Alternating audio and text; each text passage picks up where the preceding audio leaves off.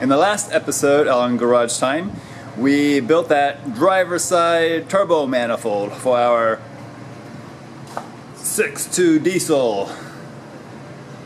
Now we're going to build the passenger side. Stay tuned.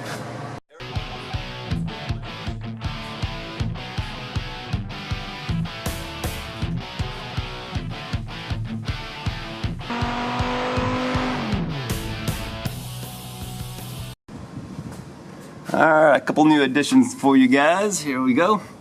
There's my heavy duty intake manifold installed. And this adapter here, I actually got from Peninsular Diesel. They do a lot of boat stuff. And it just kind of so happens that it's not quite that size. So don't let that fool you, okay? This is gonna go, this is gonna go on the turbo, not on that adapter. So, got the Hummer exhaust manifold on the passenger side. Like I said, I cut the flange off the end there. So now I need to get a 90 degree, 2.5 inch 90 degree fitting and see where I'm going to place this turbo in here. Gotta try to figure this out, okay?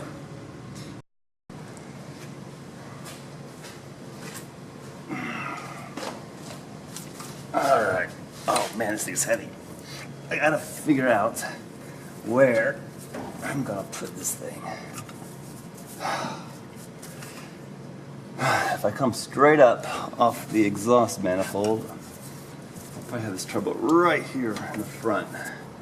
That might be a problem for my air conditioning hose. So I might have to do like a little bit of an S-bend perhaps. Put it back a little further. Yeah, so here's the center line is almost even with my cutoff. I think that's going to be a better position there. That'll give me room to run a tube off to the side at 90 degrees out here.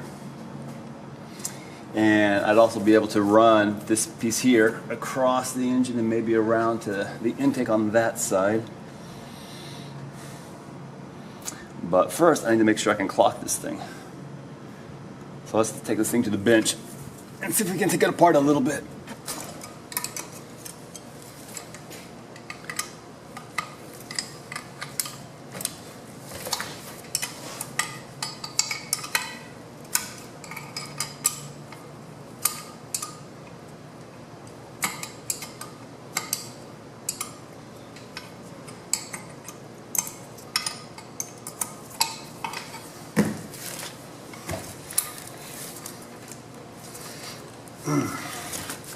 That's pretty tight still. Let's need a little bit more. This thing might be rusted together.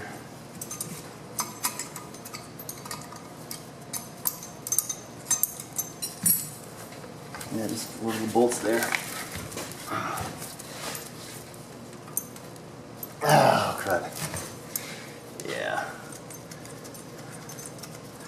I'll have to take this ring off and hit it with WD. You know me, love that WD.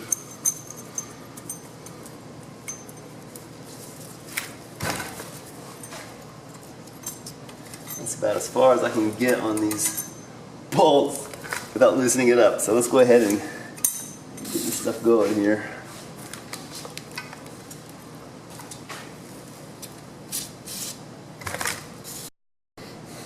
Well, I guess while we're waiting, I can go ahead and check this top, the compressor housing. Oh, we got a little snap ring right here. That should be easy to loosen or even pull off.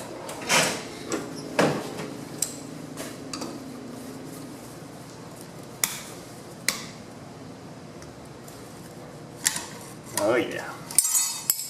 Yeah, buddy. Oh, shoot. This is pretty tight too.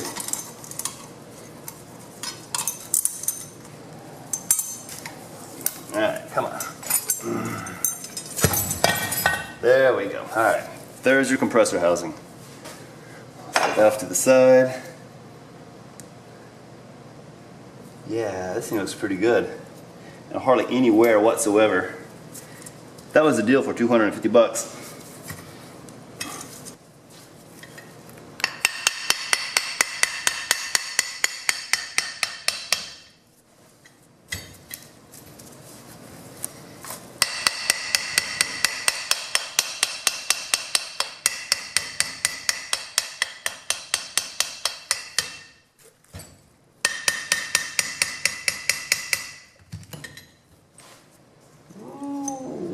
it's going to be a rusty one. It might require a bit of heat. Bummers. Alright, I don't know if you guys can see the smoke coming off this exhaust housing, but it took a little bit of heat to separate that from the center section here.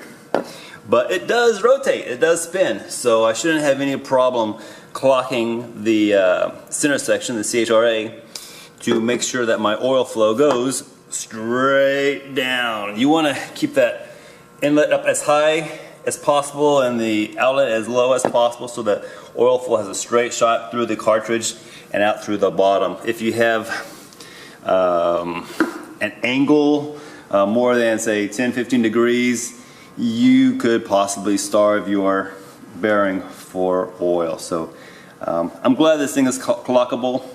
My $250 gamble paid off. So let's do some more welding. Alright, I am back to running on my headlight here. It's getting a little bit dark outside, but I think I'm going to put it in this, the turbo in this spot right here. I'll probably have to run like a 100 and, let's see if I can get a good picture here, there we go. I'll have to run about a 180 degree adapter to run my filter up here on top probably, but that's not a big deal. I'll probably even move that adapter around here somewhere on the side. That might actually work pretty well in this location.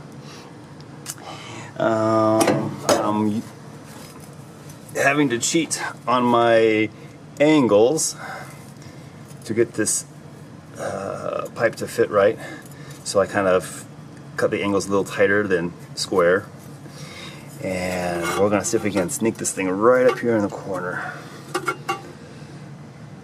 So this is a piece of 2.5 inch pipe, and I smashed it down flat and stuffed it into this T3 flange. I just tack welded it in a couple of places, and I am going to use that to try to figure out exactly where I want to put this turbo. Alright, so I think this is going to be my final placement for the turbo right here off to the side. You can see my factory jack is still in place, kind of dropping down in between here. Battery goes here, so I got plenty of clearance. Hot sides are going to be a little close to my AC line, so I have to put a heat blanket on that turbine. I have to move some of these radiator hoses around, and I'm probably going to drop this exhaust right down through here somewhere. I'll cut this inner fender and run the exhaust down there by the frame, it looks like, and then out toward the back. And that might be easier than trying to take it through the back here with that AC box in place. There's not a whole lot of room back there, and yeah, there's a lot of plastic wiring too I don't want to mess with. Don't want to get too close to those fuel injection rails. So yeah, I'll probably just dump the exhaust out the bottom here. But that fits pretty good there. Intake wise, I might be able to cram the filter in there. Looks like I've almost got room for it. But I'll probably just do a big UE and then bring the filter out here like that. That might be the better way to do it. And watch out for the battery on that. But this way it looks like I'm going to be able to dump the intake charge straight down the frame rail. If I run an intercooler, it'll be easier to plumb to the intercooler front, exit the intercooler driver's side, and I think I'm going to flip that around so I can pick up the charge tube over there. So that's the plan. Let's get welding.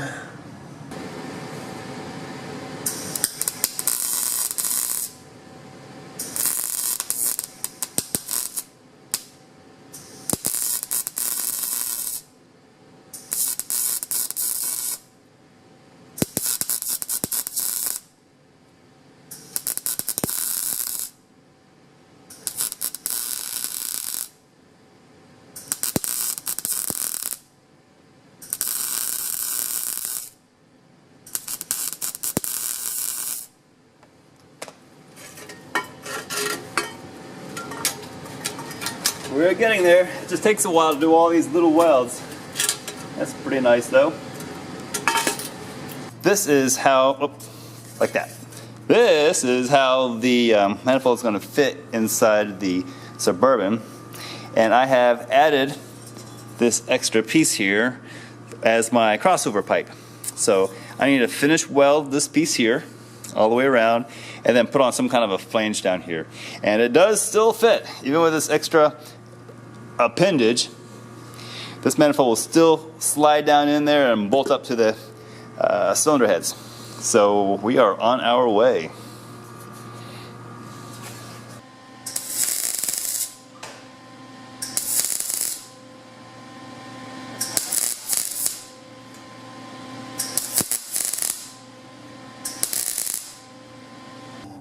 Alright, there we go. Here's my crossover tube all welded up. Need to clean off all that welding slag in there, but it's pretty solid. And again, I'm going to leave these welds thick and heavy to help prevent cracking of the mild steel with the heat. So now I'm going to get my rotary and we're going to run this through the inside here and over here. I'm going to try to clean up any of the rough metal edges. But you can see from the driver's side, that's almost a straight shot to that turbo. There you go. That's going to work well. Oh, and this pipe here also just slides right down in between the curve of the lower radiator hose too. So should have plenty of clearance. Alright, so I went ahead and tacked on a 2.5 inch 3-bolt exhaust flange, and I tried it in the truck and it fits. So I'm going to go ahead and finish weld this. I need to do a little massaging around the edge here to make sure I don't have any gaps. That helps to ensure a clean flow between pieces. And then I can reinstall this thing for good with the exhaust gasket. So yeah, we're getting there.